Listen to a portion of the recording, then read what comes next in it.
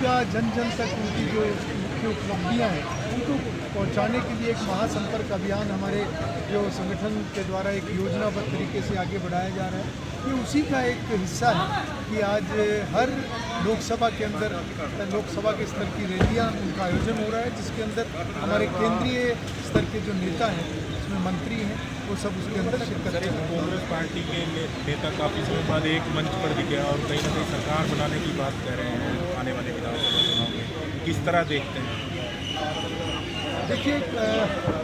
सभी जानते हैं कांग्रेस पार्टी की जो संस्कृति है वो एक मंच पर रहकर भी कितने दूर है वो सभी को इस बात का ज्ञान है,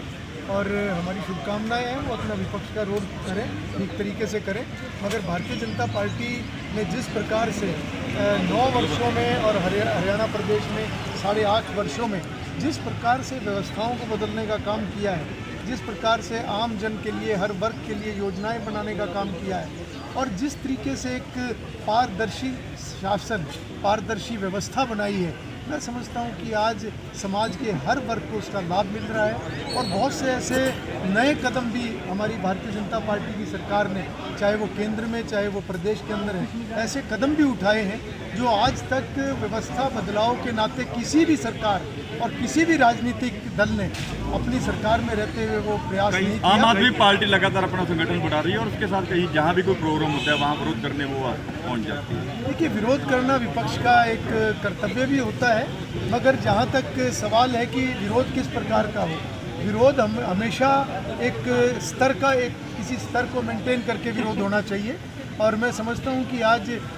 जिस प्रकार से पार्टियाँ, जितनी भी विपक्षी पार्टियाँ हैं, आज वो सत्ता में आने के लिए इस प्रकार से ललायत है कि वो आज एक जो बेहतर व्यवस्था बनी है, जो अच्छी व्यवस्था बनी है, उसको दोबारा उन व्यवस्थाओं को ध्वस्त करने के लिए आज वो जो घोषणाएं कर रहे हैं, चाहे वो मुफ्त में देने की बात है, चाहे मुफ्त में बिजली देने की बात है, या अन्य जो हमारे सरकार में एक पारदर्शी व्यवस्था पोर्टल के माध्यम से जो बनाई गई है उनको ध्वस्त करने की बात है, वो ई टेंडरिंग या इस प्रकार की जो भी व्यवस्थाएं भ्रष्टाचार के ऊपर नकेल कसने के लिए भारतीय जनता पार्टी की सरकार ने उनको बनाया है, उनको भी वो कैंसिल करने की बात करते हैं, वो मेरिट को फाड़ने की भी बात करते हैं। तो मैं समझता हूँ कि विपक्ष का जो एक ये चरित्र है, ये लोगों के सामने उजागर हो चुका है कि उनको केवल और केवल उनके लिए सत्ता हथियाना उनका मकसद है, कोई सकारात्मक भूमिका में लोकसभा चुनाव के साथ विधानसभा चुनाव हो सकते हैं, इस तरह की सुबुआहट भी आई है। देखिए, ये तो निर्णय बड़े स्तर पे, जब भी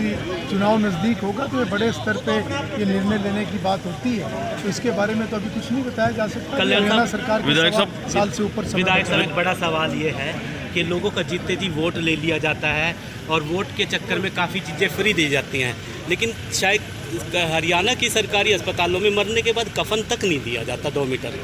देखिए, अगर कहीं भी इस प्रकार की कोई कमी है और वो कोई भी कमी ध्यान में आती है तो सरकार उसका संज्ञान लेती है, और बहुत सारे ऐसे बदलाव, बहुत सारे ऐसे नई चीज़ों को अमल में लाने का काम हमारी सरकार ने किया है। निश्चित रूप से कभी भी कोई बात इस प्रकार की संज्ञान में आएगी तो उसके ऊपर जरूर एक्शन जो है सरकार ने। विधायक साहब, भाजपा के समय में एनजीओज को बिल्कुल ख़त्म कर दिया गया है। पहले एनजीओज के माध्यम से वातावरण निर्माण के कार्य थे, नशा मुक्त के ऊपर बड़े बड़े इन्वायरमेंट बिल्डअप किए जाते थे, लेकिन इस सरकार ने बिल्कुल उनको बंद कर दिया, जिससे कि आज इतने बड़े बड़े नशा मुक्ति की जो दुर्धार आन पड़ी है, इस पर आप क्या कहेंगे? देखिए, एक सरकारी कार्यक्रम आज का ये था, नशा मुक्ति के ऊपर एक बहुत ही गंभीर विषय के ऊपर ये कार्यक्रम था, और इस कार्यक्रम में हमारे माननीय जो महामहिम राज्यपाल हैं, उन्होंने भी आह्वान किया है सभी संगठनों को, सभी सामाजिक संस्थाओं को, सभी एनजीओज को कि वो ज़्यादा से ज़्यादा एक जागरूकता फैलाने के नाते वो अपनी भूमिका सुनिश्चित करें। और मैं समझता हूँ कि बहुत सारे एनजीओज बहुत अच्छा कार्य कर रहे हैं, मगर सबको किसी भी गंभीर विषय पर एक प्लेटफॉर्म पर आने की ज़रूरत है। उनको ग्रांट की आवश्यकता पड़ती है सर, ग्रांट तो दी नहीं जा रही है, पहले तो समाज कल्याण विभाग की तरफ से उनको प्रोत्साहन दिया जाता था। जितनी भी एनजीओज होती हैं वो आगे बढ़कर काम करती हैं, उसमें पूरे समाज का भी योगदान होता है, और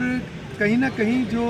आज CSR के तहत जो एक नया कानून जो पिछले समय में बना है कि जो भी एक जो कंपनियां, एक स्तर से ऊपर की जो कंपनियां हैं, उनको अपने मुनाफे का 2% जो है वो CSR के अंदर खर्च करना होता है। तो ऐसी जो CSR के